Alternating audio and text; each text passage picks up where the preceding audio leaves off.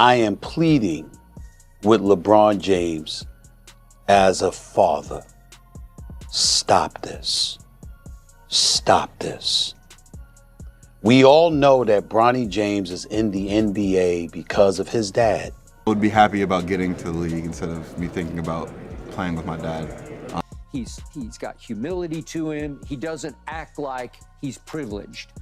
But they treat him, the coaches treat him like he's privileged because he is, because he's that guy's son, and he was the 55th pick in the draft. The noise around Bronny James has hit a point where every single possession feels like it's being judged in slow motion. One missed shot turns into a debate. One quiet stretch turns into a headline.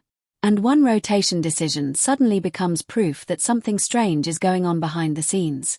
Lately, fans have started pointing out what they call a very strange pattern in how his minutes are being handled. And the conversation is no longer just about development. It's about suspicion, pressure, and whether the plan for him is actually working or quietly collapsing under the weight of expectation. And when you look closely at how fast the reaction cycle is moving, it almost feels like people aren't watching a rookie development path anymore.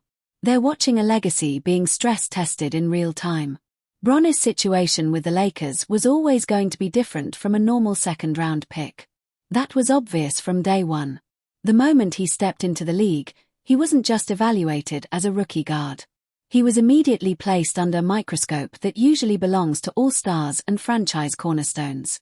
Every time he's been on the floor in summer league, pre-season, or short NBA stints, the reaction has been split between two extremes. People either overhyping every positive possession or overanalyzing every mistake like it's a final judgment. And now that his role has fluctuated between NBA rotation looks and developmental assignments, fans have started asking why there isn't a stable pattern, why the minutes change, why the rhythm looks inconsistent, why one night he's visible and the next night he's barely used at all. That's what I said. Even when he was missing shots, if you see the shots he's taken, he knows what he's doing, right? He's creating the space. He has a step back.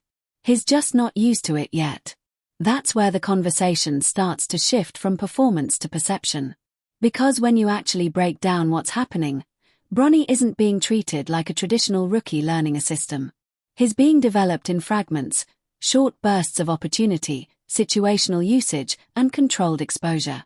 In some stretches, he looks more comfortable defensively, staying engaged off the ball, moving within structure, making simple reads. In others, the offensive aggression isn't fully there yet, and that's where the criticism spikes. The numbers people throw around online, limited scoring outputs, low usage, short NBA minutes compared to extended G League representatives, get used as evidence that something is off. But that framing ignores how modern player development actually works for young guards who are still adjusting to NBA speed. I am pleading with LeBron James as a father, stop this. Stop this. We all know that Bronny James is in the NBA because of his dad. And this is where things start to feel familiar if you followed any high-pressure sports development story.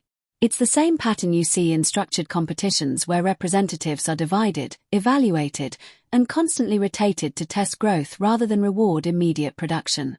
Think about training camp environments where players aren't just given a role, they earn it in real time through repetition. The public sees one or two sequences and assumes a hierarchy, but internally everything is still fluid. Coaches aren't looking at isolated moments.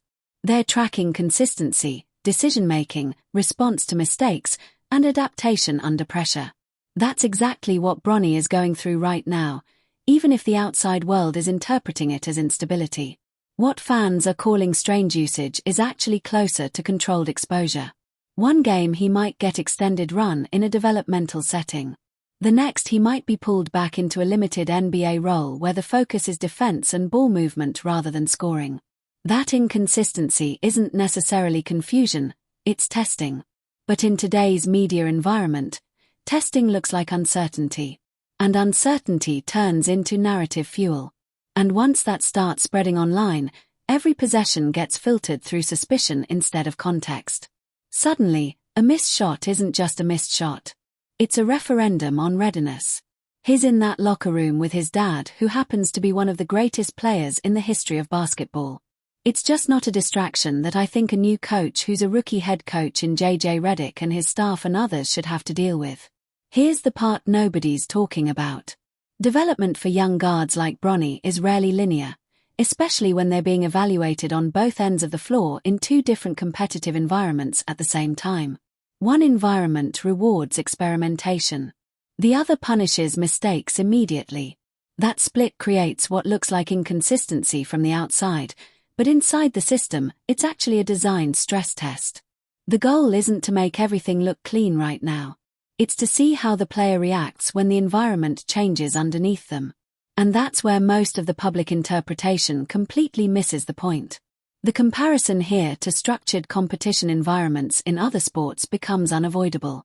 In systems where representatives are split evenly between players, nobody assumes the rotation is permanent.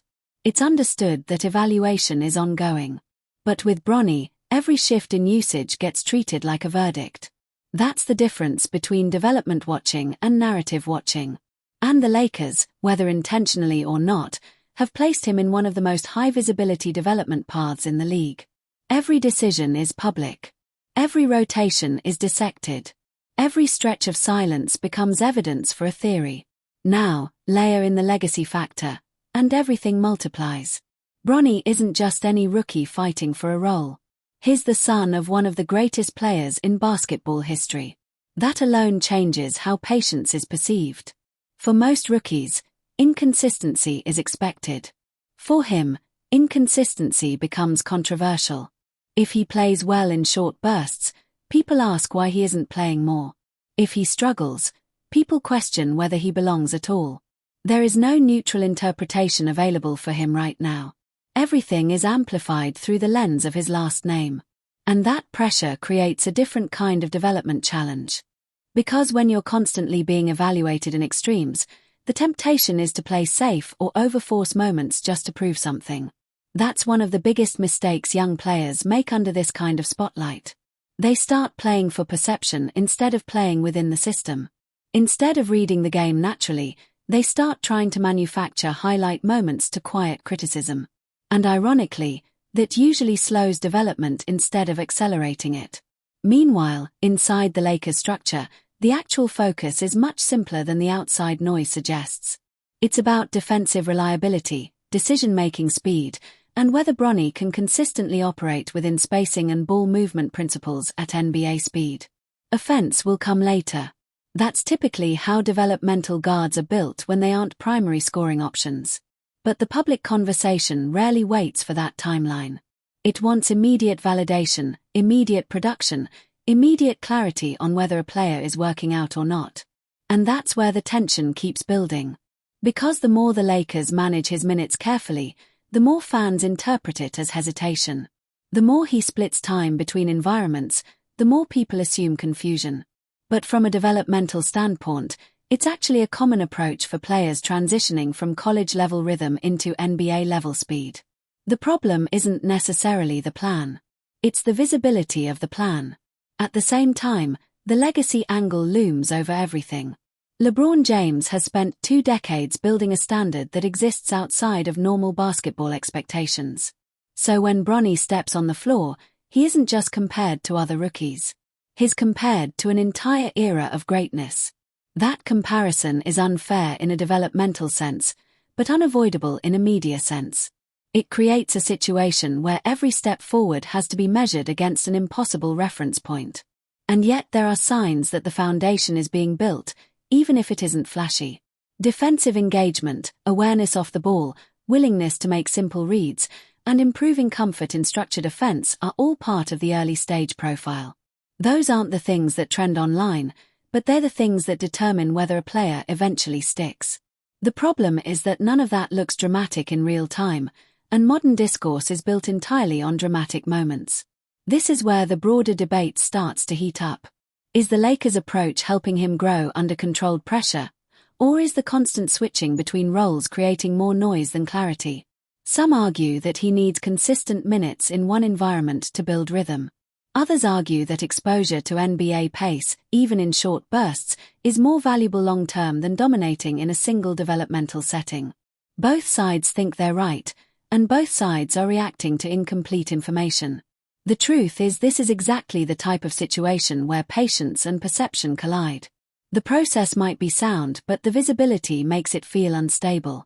And when a player is attached to one of the biggest names in sports, stability is the one thing the public assumes should already exist.